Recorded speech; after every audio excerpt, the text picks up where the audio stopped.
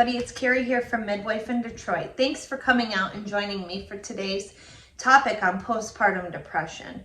A little bit about mental health before we get started. Mental health is a series of disorders such as anxiety, depression, schizophrenia, the list goes on. And these conditions are frequently missed in our society and diminished among healthcare providers.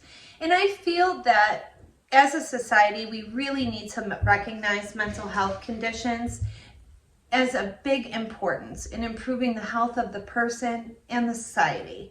So postpartum depression is a little bit different than what its name actually says. Postpartum period is between the birth of your baby and 12 months after delivery. And postpartum depression can affect even pregnant women. Some research states that 50% of all postpartum depression actually begins in pregnancy. And postpartum depression overall can affect approximately 10% of women. So if you know anybody who's pregnant, if you yourself are pregnant, watch out for some of these signs because you don't need to wait till they've delivered to experience them. There are many risk factors that predispose someone to having postpartum depression. And I would say that the biggest and probably most significant is having a period of anxiety or depression in any part of your life. This also includes if some of your family members have had mental health disorders. So one of the things that I tell my patients, if they've had a recent history or even a lifetime history of depression, is talk to the closest person to you, whether it's your significant other or a best friend or a family member, and let them know, hey, I just want to talk to you a little bit about postpartum depression because I'm at risk and I may not notice these signs myself. Other risk factors that may make you more at risk or someone you know at risk of having postpartum depression is having a poor support system. This could include like a family members, partners, being a single parent, or having financial concerns. A lot of times, if our pregnancy is undesired or unplanned, this may also make us at risk of postpartum depression. This is really important because a lot of these things, women I feel take as, oh, that's normal, these are just the baby blues. But we're gonna get into that in just a moment. But there's things outside of your life that you can't control, and that includes the hormones within your body. So sometimes if you've had a history of thyroid disorder or other medical disorders, those can also make you at risk of having postpartum depression. So make sure you talk to your healthcare provider if you have concerns or feel that you're at risk. So symptoms of postpartum depression. Now, it is very common for women to experience what's called the baby blues. These are feelings of anxiety, sadness, maybe periods of crying and you don't know why, tiredness, poor appetite, but baby blues typically resolves within 2 weeks. But if your symptoms last longer than 2 weeks, or you feel that you are a poor parent, you feel that your appetite is either increased or decreased, which would include weight loss or weight gain.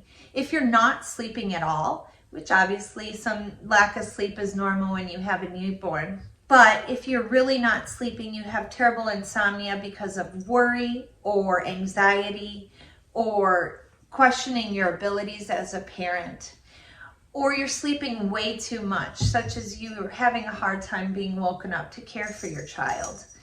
These are signs of postpartum depression that you need to bring to your doctor's attention immediately. And one of the most severe signs and symptoms of postpartum depression is thoughts of hurting yourself or thoughts of hurting the baby. So when should you see your provider? I would say you should see your provider if you've had any of those symptoms that we discussed above. Now, obviously, depending on the mode of delivery, whether you've had a C-section or whether you've had a vaginal delivery with any complications, your doctor or healthcare provider will determine when you should follow up. So make sure you go to that appointment. Also, most women should be seen in approximately 6 weeks after they've delivered to make sure that they're healing appropriately and they aren't exhibiting any complications post-delivery, such as postpartum depression. Now make sure you are honest with your healthcare provider. As we discussed earlier in this video, mental health problems plague the society and frequently go untalked about because they're viewed as maybe a sign of weakness or being crazy. But you need to take control of your decisions in your health. And for the protection of yourself and your baby, talk about the concerns that you have or any of these symptoms.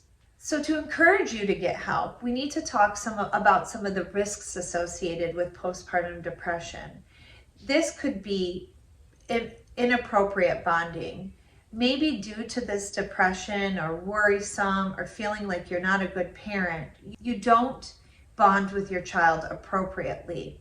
And if you aren't bonding well with your baby, it could also lead to problems with growth and developmental issues with the baby. And they may be more prone to illness. And finally, the worst possible case scenario for postpartum depression is suicide and or infanticide. So if some of the treatments associated with postpartum depression are, you can either do therapy where you just talk about your concerns, because sometimes if I feel acknowledged and we get these things off of our chest, we feel so much better about the situation.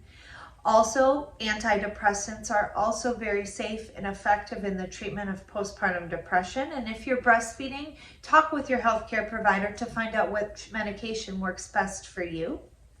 And finally, some of these symptoms and some of your problems may resolve on their own, but I would say if you have any concerns, don't do the wait and see. Make sure you talk with your healthcare provider or a friend or family member, because this may help you and your baby in the long run.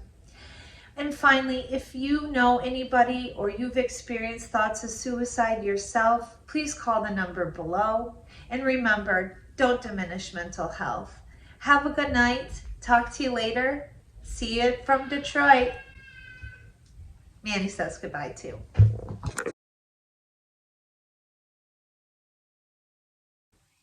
As we discussed earlier in this video, oh my God, this is terrible. There he is. The executive producer has decided to join us. Rocco, nobody wants to see your butt. Ava and Lila, that one was for you.